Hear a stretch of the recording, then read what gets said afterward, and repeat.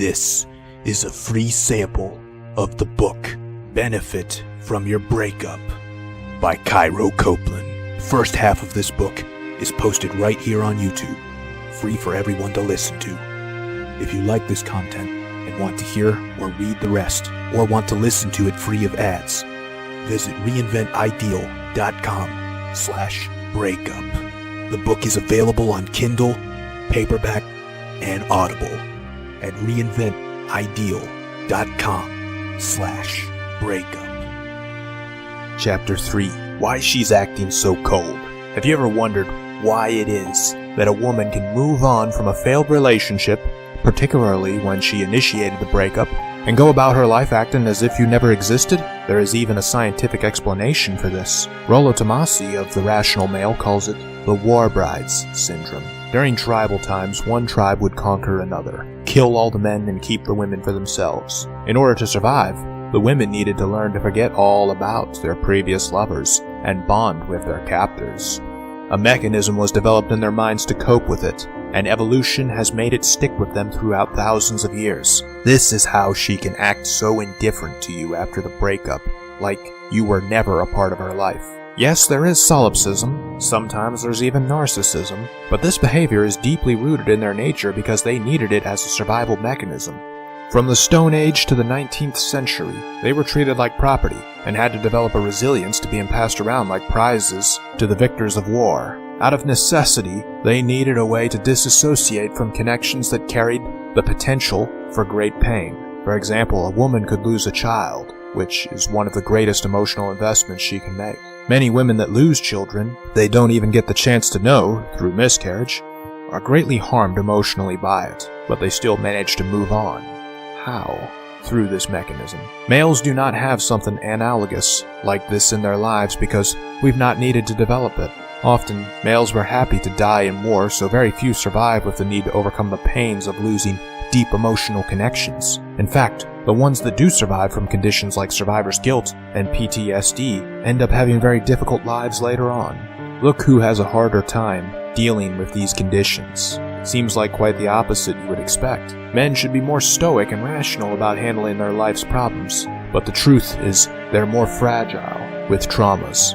Males were made for fighting and defending. They'd rather die than serve an overpowering aggressor, so they often did. But women were valued by both their hometown heroes and their distant enemies. As Stockholm Syndrome, more prevalent in women, allows a victim to bond with their captors, a war bride syndrome allows them to forget all about who they were captured from. Forgetting about their fallen lovers was crucial for them to bond with their captors and move on to having a happier existence. The TV series Troy, Fall of a City, demonstrates this perfectly. Watch how Helen bounces back and forth from Menelaus to Paris to Achilles, back to Paris, and finally back to Menelaus with such ease.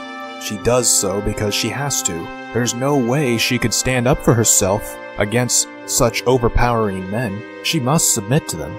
Part of finding the ability to submit to these foes is her ability to erase her memories and emotions of her last lover. Because males are the disposable sex, we're disposed of so easily. Women are doing what has allowed them to survive throughout the ages. Sure, it's solipsistic, but at the root of this self-important psychology is survival. Much of what guys complain about when it comes to a woman's cold indifference post-breakup is this survival mechanism.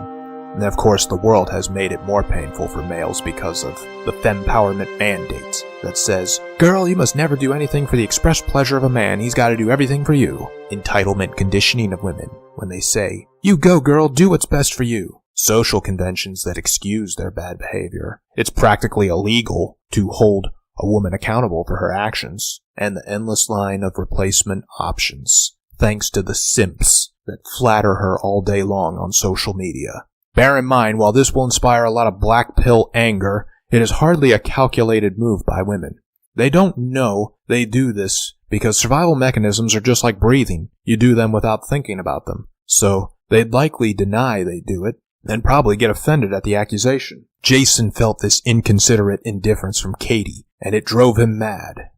When he'd see Katie again at dance class and she'd ignore him, pretend he wasn't there, or even pretend he never was ever there, All the emotional investment he made in her was zeroed out, like watching life savings evaporate in a bad mix of bankrupted stocks. Years of labor and sacrifice erased. This is what drives many men to seek vengeance. They'll commit the acts of a stalker and risk losing what they've built their lives up to be, all for the sake of getting to show her. Some even commit the more tragic act of suicide, like the Marilyn Manson song, "We are the nobodies, want to be somebodies. When we're dead, you'll know just who we are." But never does this accomplish anything. Many suicidal fellows are under the impression that if they do something big and loud enough, she'll realize the error of her ways and spend the rest of her life living in guilt, a punishment fitting for her deed of making him spend the remainder of his life in loneliness and misery. But she never does. In fact, after his death by his own hands, he's called selfish. "He was so inconsiderate to take his own life," they'll say. "Look at the pain he caused others." And this female primary social order we live in will never pin responsibility on her for his premature passing. It will instead give her a free pass. A few days go by, he's forgotten about. The obituary's ink fades from the collective conscious of the community. This ugly truth overflows hearts with hate, inspires MGTOWs, and birthed the black pill. I fully understand their anger. I don't agree with this social imperative of banning all compassion for men in pain, but I don't make these social imperatives, nor can I change them, and neither can you. We can only acknowledge them as reality and adjust our lives accordingly. All negative emotions you face will be caused by a common theme: resistance to acknowledging and accepting reality. Anger, depression, frustration, and grief can be tuned down by first acknowledging the reality they create. And the same is true for social imperatives that make them a reality. But what are we to do instead? The world and the woman couldn't give a shit less if you're dead. In fact, they'd probably be relieved. The world has one less toxic male, and the woman has one less stalker. That is the script they follow word for word. Your best move is to burn the script, page for page, and rewrite your own. Instead of killing yourself, do the opposite. Live your best life. Main takeaway: you must prepare yourself to mimic her mindset. This means you will erase all memories of her, good and bad, as well as the emotions associated with those memories, which I understand is incredibly difficult to do, but I will show you how. But first, you must dismiss the idea that any act of vengeance will have any meaning. This means any attempts to make her jealous by rubbing other women in her face are nothing but wasted energy. More importantly, suicide will not teach her a thing. She'll hear about it and think, "Well, I sure am glad I made the right decision to dump his ass. I understand that guns, nooses, and pills look very appealing right now, but that's only because you're comparing them to a life of present distress. As you read on and learn how to cure that distress, you'll start to build a life that exceeds the amount of joy you had even at the highest of highs in your past relationship. Those friendly-looking death devices will have no appeal for you then." Thank you for listening to this free sample of the book Benefit from Your Breakup by Cairo Copeland.